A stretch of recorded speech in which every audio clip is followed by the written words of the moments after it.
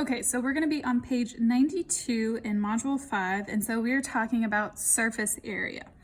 So we've been talking about nets, how we can unfold a shape, and now what we're going to do is take that net and we're going to find the area of it to get the total surface area.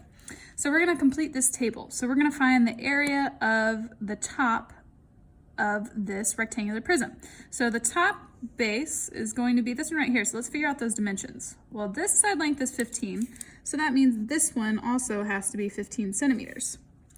Well, we know that this width right here is 6, so that means this one has to be 6. So we have a rectangle, so area is equal to base times height, or length times width, however you think about it. So that means the area is equal to 15 times 6. Okay, and so 15 times 6, we would get 90. And then we're talking about area, so it's going to be centimeters squared. All right, well now let's find the area of the bottom. So that's this base down here, so it's hidden, so it's laying on there.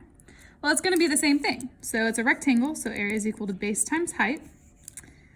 And it's the same dimensions, so 15 times 6. So that means that it is 90 centimeters squared.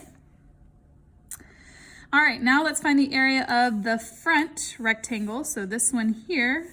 So we have the area is equal to base times height. We have that rectangle.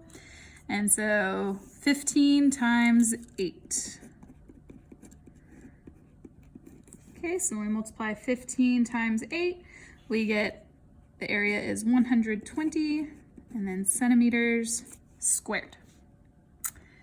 Now the area of the back rectangle, so it's hidden back there, so it ends up being the same as this front one. So the area, once again, is base times height, and it's going to have the same dimensions. So 15 times 8. So that area is equal to 120 centimeters squared. All right, now let's figure out the other two sides. We've taken care of these 4 rectangles. Now we're going to talk about the 2 on the left and the right. So once again, it's a rectangle, so area is equal to base times height.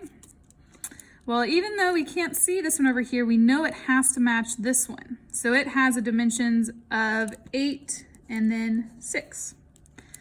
So we take 8 times 6, and so of course 8 times 6 is 48. And then centimeters squared. Well, once again, now we're talking about the area of this right side of our prism, so it's going to be the same. So area is equal to base times height.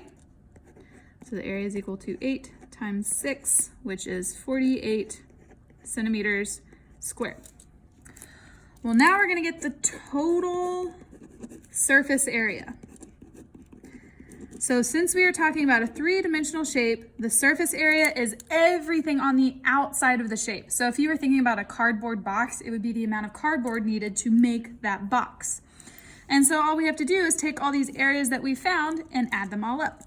So we're going to do 90 plus 90 plus 120 plus 120 plus 48 plus 48.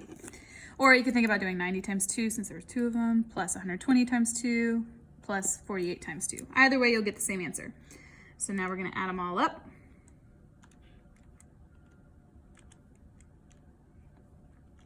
So you're going to have 180, and then plus 240,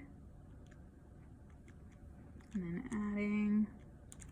And so you would get a total surface area of 516, and we're talking about area, so that means it is still centimeters squared. And so that is the total surface area of this rectangular prism.